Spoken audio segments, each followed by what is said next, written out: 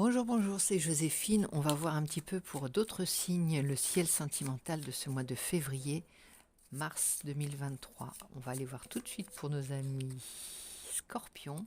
Amis Scorpions, je vous salue. Et si vous passez par là, c'est parti pour le ciel de ton cœur, amis Scorpions, pour ce mois-ci, pour cette période-ci, on va dire. Alors, on sort de la Saint-Valentin. On va aller sonder un petit peu ton état d'esprit en cette période de, euh, de mois où l'amour est à l'honneur, on va dire, hein, où l'amour a peut-être été à l'honneur. On va aller voir un petit peu ton état d'esprit, ami Scorpion, tout de suite. Ouh, ça saute. Eh bien, il y a une cour autour de toi. Hein. On peut dire que tu es entouré. Je ne sais pas si tu vois bien les cartes d'ailleurs, parce qu'avec ce contre-jour, je ne sais même pas ce que tu vois, ce que tu vas voir. Ici, on a le pan, la carte du pan. C'est la carte de la noblesse de la cour, on va dire, avec beaucoup de monde qui t'entoure, beaucoup de monde qui gravite autour de toi et pas forcément des plus sincères. Hein. Tu dois faire le tri, ça c'est certain. Mais tu dois faire preuve de discernement en ce moment. Mais ça nous dit que tu es quand même assez entouré. Hein. D'un point de vue relationnel, ça bouge. Hein. Il y a du monde, j'allais dire pas au balcon, mais il y a du monde dans ton entourage sentimental, affectif. Donc je te mets à côté de ce pan. Ça parle de vanité aussi. Ça peut parler de superficialité dans certaines de tes relations. Tu vas faire le tri. Hein. Les masques vont tomber et tu vas déjouer les plus faux dans tes relations. Alors, c'est parti. La force qui va t'accompagner affectivement dans ton voyage amoureux, relationnel, affectif, amical, tout ce que tu veux, dans ton voyage du cœur. Ici, il y en a une qui se dépose dans ma main, c'est la roue de la fortune. Alors, elle te dit quoi, la roue de la fortune? D'un point de vue affectif, elle est favorable. On parle d'opportunité, ça vient confirmer la carte du pan. Opportunité satisfaisante. Alors il y a un dynamisme, il y a la providence, il y a un hasard, il y a des rencontres, ça parle de changement aussi, de succès. Car la carte du pan, même si elle peut paraître un petit peu à connotation négative, ça parle d'être très entouré et d'avoir du succès aussi. Hein. Tu parades, on te suit, on t'entoure. Oui, tu as du succès. On peut dire que c'est une bonne période pour toi. Alors, qu'est-ce que ça va donner? C'est de bon augure, en tout cas. C'est comme un porte-chance, on va dire. J'espère que tu vois. Hein. Tu me diras dans les commentaires si tu vois rien.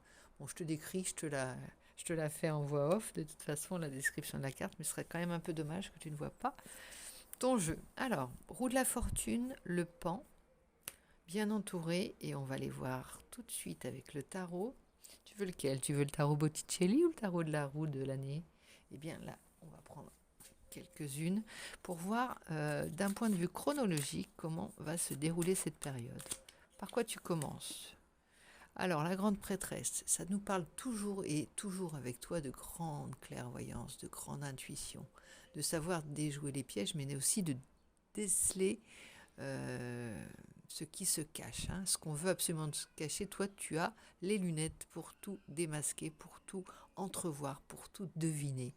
Et c'est une aide dans tes relations, car tu n'as pas besoin de trier.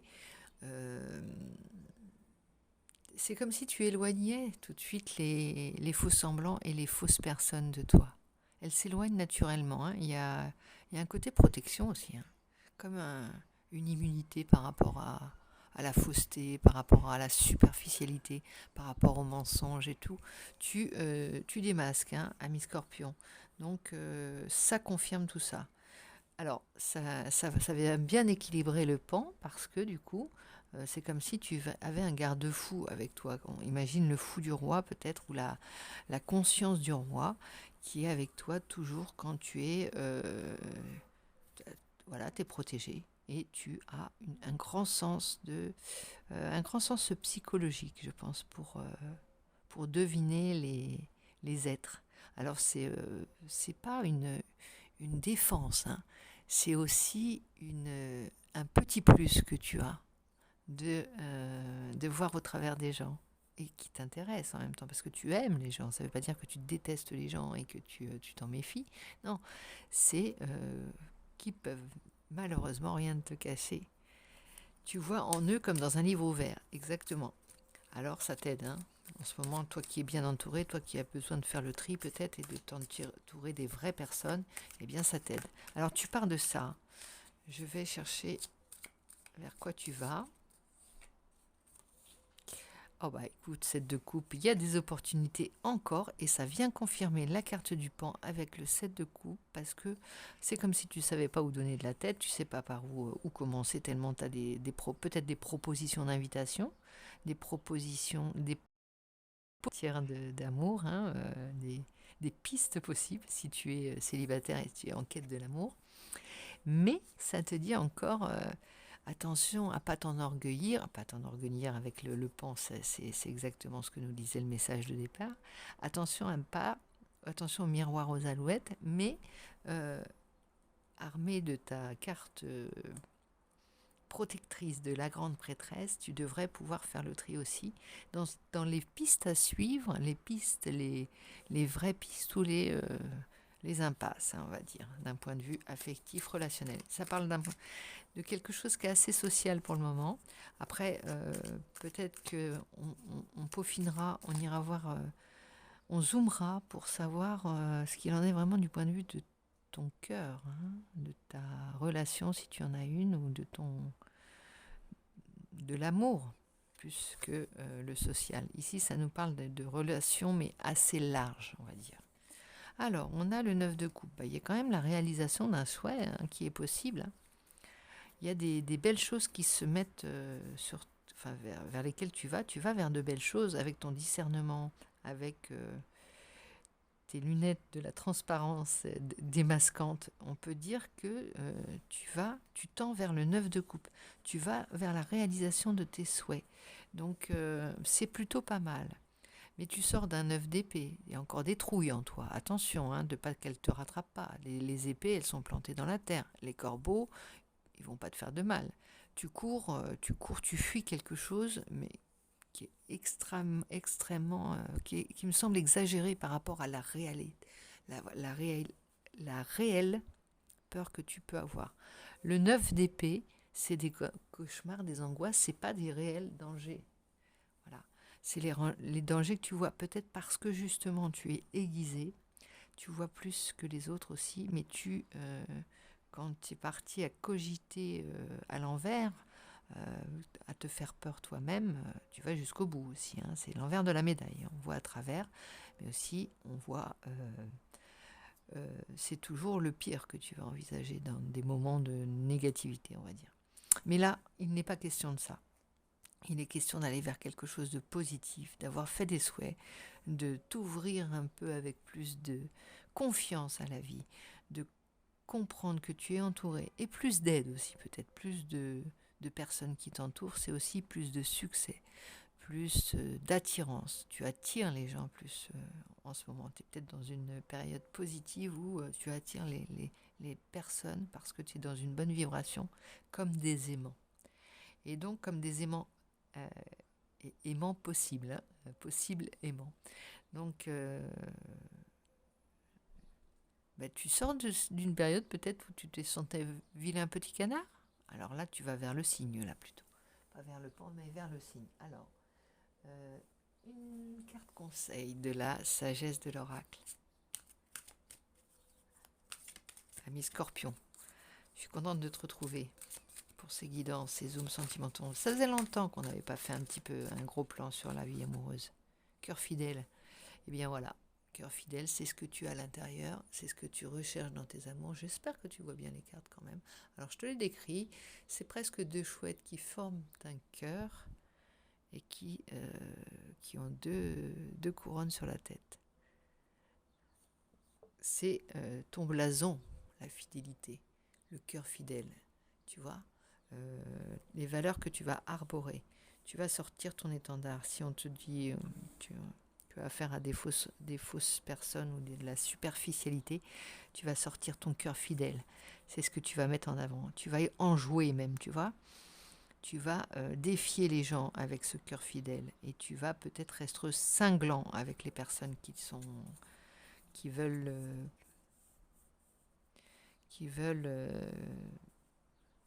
juste être là dans ton aura, être dans ta belle énergie. Confiance, relation de confiance, cœur fidèle, des conseils, c'est tu peux avoir confiance, tu es un cœur fidèle et tu vas attirer les cœurs fidèles. Voilà, au fur et à mesure, ça va se déblayer autour de toi et les personnes les plus vraies vont rester. C'est ce qu'il te faut, c'est ce que tu recherches au fond. Alors, et tu les aides en même temps, les personnes qui sont un peu superficielles avec toi, tu les aides. Dans cette démarche, tu ne leur fais pas miroiter des choses, hein. Tu coupes court souvent, ami Scorpion. Eh bien, avec le grand oracle de l'amour, on va aller un petit peu voir plus précisément. Oh, hop, hop, hop, hop. Pioup, pioup, pioup. On recommence, ça tombe, ça tombe, ça tombe. On va prendre quelques cartes au fur et à mesure, au fil de l'eau, pour voir ce que ça dit aussi. Oh, la jalousie. On t'envie peut-être, ça viendrait confirmer que dans les gens qui t'entourent, il y a peut-être de la jalousie. Ou tu provoques de la jalousie. Des gens qui sont, où toi tu ressens de la jalousie, on va voir un petit peu, en précisant la carte, qu'est-ce qu'il en est. Alors ça peut être des peurs que tu as, et la peur d'être trahi, qui reviendrait. Mais là, j'ai plutôt l'impression que ton parcours, ta magnificence, on va dire, éveille des jalousies. Harmonie, recherche d'harmonie. Comment tu parviens à cette prouesse, à ce succès? Comment tu parviens à cette lumière?